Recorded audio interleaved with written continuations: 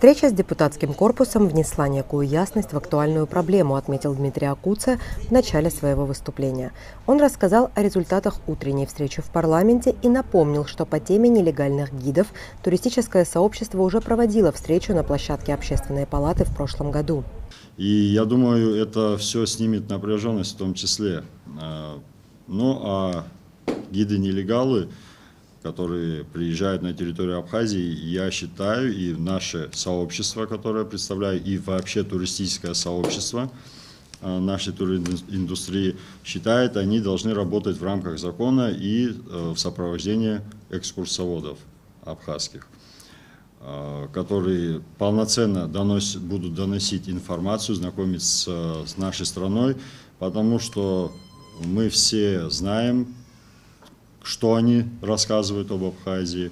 Это никому не секрет, и вы еще из прошлой встречи, я помню, были знакомы с этим всем. А так как работа экскурсовода часто недооценивается, могу добавить следующее. Это идеологическая работа, это работа и просветительского характера. И мы, экскурсоводы, это те люди, с которыми, по сути, многие туристы видятся и прощаются. Они не взаимодействуют с другими. Это если однодневные экскурсии в Абхазию. Линда Ампара сказала, что деятельность по выявлению нелегальных гидов в 2024 году проводилась при сотрудничестве со службой госбезопасности и МВД, и это принесло значительный результат. Но именно это и привело к обострению ситуации. То есть работа шла хорошо. Нелегальные гиды почувствовали, что не получится уже уклоняться от этого всего. И, соответственно, 24 апреля иностранные так называемые гиды, почему я говорю так называемые, потому что они на территории Российской Федерации не являются легальными гидами, они организовали несанкционированный митинг, в котором нелегалы, вот цитирую прям дословно, они утверждают, что они столкнулись с ожесточенным сопротивлением со стороны органов власти Абхазии и попросили откликнуться абхазскую общественность, так как граждане Абхазии и Сочи забирают их туристов, и им не хотелось бы идти по тропе войны, ну и так далее. То есть что мы хотим отметить? Согласованная работа по закону, вот она была, вот такие инсинуации, конечно же, не являются правдой. Здесь, естественно, мы всегда рады конструктивному разговору, диалогу, правильному, с правильной подачей. Но вот подобного рода разговоры, конечно же, не принимает никто. Это не является правдой. Наши органы государственной власти, наше Министерство туризма руководствовалось букве закона.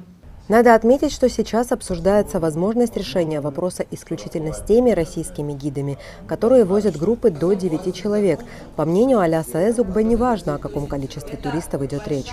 И 9, и 10, и 15, и 50, то есть без разницы, что без градации, потому что, во-первых, проверять очень сложно, во-вторых, экскурсионная деятельность в малых группах, наоборот, должна больше контролироваться, потому что большие группы экскурсионные, они всегда на виду, а малые группы ты не знаешь, где они появятся, и чаще всего проблемы возникают именно с малыми группами, в том числе и мы считаем, что без разницы, какое бы количество, по крайней мере, было такое мнение, что разве нужно, допустим, до 9 мест, нужно ли в машине иметь экскурсовода?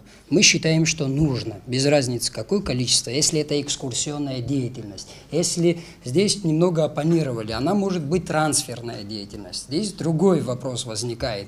По соглашению межправительственному, там четко написано, что трансферная деятельность, она осуществляется определенными перевозчиками международными от пункта А до пункта Б. Экскурсионная деятельность, где останавливаешься ты постоянно на локациях туристических, не может подходить под категорию трансферной перевозки. Анна Калягина отметила, что гиды, которые нелегально ведут экскурсии на территории Абхазии, в своем большинстве нелегалы и на территории Российской Федерации. Там у них тоже нет никакого права на экскурсионную деятельность. Это все, я думаю, что надо регулировать. И, наверное, хочу еще сказать, что По большому счету, в принципе, в этой сфере регулировать нужно, и нужно, опять же, нам информировать. То есть почему у нас сейчас такой возник вопрос остро? Потому что нас на той стороне не понимают. С кем бы я ни разговаривала из бизнеса, ну, не все, конечно, есть туристические компании в Сочи, которые нас поддерживают, они с нами, они понимают, что это все нужно делать легально и правильно. Я с кем разговаривала, это были и чиновники, это были и люди обычные в туризме, которые задействованы. Когда им начинаешь рассказывать, чего мы опасаемся, что у нас здесь происходит, и чего мы как бы не хотим, чтобы происходило в нашей стране, да, то есть мы готовы сотрудничать, как коллеги сказали, но надо это все регулировать и донести информацию нашу, как бы нашу истину, нашу правду, почему именно так, почему мы возмущаемся. Потому что мы кого-то не любим или не хотим, а просто потому что мы хотим, чтобы это все было правильно. Представители Министерства туризма, в свою очередь, отметили, что работают исключительно в рамках абхазского законодательства. Рейды по выявлению нелегалов не отменены, а поставлены на паузу, пока не будет внесена ясность в эту ситуацию. По словам Кристины Лакербая, Министерство туризма не один год ведет работу по решению проблемы с нелегальными гидами. И мы выходили на компромиссное решение, мы встречались с представителями тех же нелегалов, которые приходили и спрашивали, а как нам быть, как нам легализоваться. То есть есть некоторые лица, которые сегодня согласны легализоваться, и уже есть кто легализован и получает как бы на основании сотрудничества с нашими местными туроператорами, они работают. То есть они предоставляют все Работают гидами? Нет, они, вот смотрите, получается такая ситуация, что мы можем предоставить им возможность трудоустройства нашего гида, и плюс предоставляем любого туроператора, который имеет лицензию на право деятельности, заключение договора. На основании этого договора они имеют право работать. Да, естественно, мы обязываем их сажать в данный маршрут, а экскурсионный маршрут – это не то, что перевозка, да, это заранее запланированная схема маршрута, где есть определенные остановки, да, время проведения и так далее. Справедливости ради говорили представители туристической сферы и о том, что за последние годы удалось вывести из тени и легализовать также множество абхазских экскурсоводов. Среди них в основном молодые люди. Мы просим нас защитить вот в этой конкурентной борьбе, нам на самом деле необходимо защита. Тут нет никакого диалога относительно противостояния. Мы просим о защите, причем во всех сферах. Мы вот, начиная от кабинета министров, заканчивая президентом, Министерством по туризму, спасибо им огромное, потому что за последние 2 года мы вот добились того, о чем говорят. Поверьте, это очень важно. Я знаю множество ребят, которые работают вот на минивенах, и они подтвердят. Многие из них, кто помимо трансфера занимался экскурсионной деятельностью, они пошли, получили аттестацию, они работают официально, они делают ИП, осуществляют экскурсии на легальной основе. Это очень важно, и процент их не маленький. Если будет интересно, можно, наверное, эти цифры найти и как-то озвучить в любом случае. Вот это очень важно. Мы просим рынок наш защитить.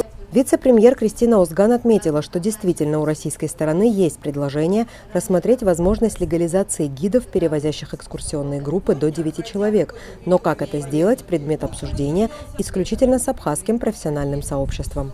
Да, изначально, значит, в качестве возможного решения вопроса рассматривался или предлагался, значит, проект, значит, который предусматривал бы внесение изменений. Проект, я не говорю, это не бумажный документ, это как предложение. Учитывая, что правительство республики, руководство в целом рассматривает данный вопрос не в контексте изменений законодательства Республики Абхазия, такая норма может быть отрегулирована международным договором, который должен быть ратифицирован в парламенте. В данном случае речь идет об урегулировании как раз-таки деятельности таких, значит, предпринимателей на территории Республики Абхазия. Правила, условия, соответственно, должны вытекать из такой нормы международного договора. На данном этапе пока никаких даже концептуальных подходов к формированию такого проекта нет. Как раз речь заключается в том, что мы совместно с Министерством туризма и непосредственно профессиональным сообществом должны выработать такие механизмы или сможем выработать такие механизмы, которые бы в первую очередь защищали интересы наших граждан, но соответственно, и отрегулировали бы данный вопрос. Сейчас никакие изменения в закон о туристской деятельности не разрабатываются исполнительной властью для представления в парламент, сообщил помощник премьер-министра Дмитрий Шамба. Он считает резонным прямые консультации между представителями профессионального сообщества Абхазии и России. А чтобы обсудить и другие проблемы, другие вопросы, которые возникают. Вопросы же возникают не только у гидов, вопросы возникают у тех, кто занимается перевозками, вопросы и в других сферах, в других направлениях данной сферы. И предложение, чтобы выработало профессиональное сообщество, наш уполномоченный орган в лице Министерства туризма и порядок подписания, выработка этих предложений, он установлен законом о международных договорах. Минуя все эти инстанции, минуя общественные обсуждения, никто не планирует какие-либо документы подписывать или разрабатывать. Это процедурно невозможно. Более того, отмечу, что недавно парламентом были еще внесены изменения в закон о международных договорах. То есть, если ранее по закону о международных договорах только после подписания на ратификацию вносились международные соглашения, то сейчас исполнительная власть обязана до принятия решения о подписании самого соглашения заблаговременно направить в парламент. Секретарь Общественной палаты Гули Кичба поблагодарила всех участников встречи и выразила надежду, что вопрос будет решен в интересах абхазских граждан и индустрии. И эти проблемы, как бы тут вы подчеркнули, Общественная палата, ваши рекомендации с пожеланиями от Общественной палаты были, конечно, направлены в соответствующие органы. Я думаю, что вопрос не исчерпан. И то, что вы сегодня здесь говорили, то, что озвучивала Кристина Константиновна, это внутренние вопросы. Вы можете действительно не раз еще встретиться и обсудить это в ваших интересах. И с точки соприкосновения, как я сейчас здесь вижу, есть, слава Богу, и понимание есть со стороны руководства страны, тем более и министерства, и сообщества. Все те рекомендации, которые вы вносите и сейчас будет, и здесь были озвучены, я думаю, это учтется, и все совместно в интересах нашей страны, в интересах поднятия нашего имиджа. Это очень важно, потому что наша история, она древняя история, ее с морально-этической стороны тоже, когда экскурсовед аттестован и действительно преподносит свою историю так, как это надо. В свою очередь, представители профессионального туристического сообщества еще раз перечислили свои разработанные предложения. Скорее всего, предстоит не одна встреча до окончательного решения проблемы. Элеонора Гилаян, Тимур Гугохия, Абаза ТВ.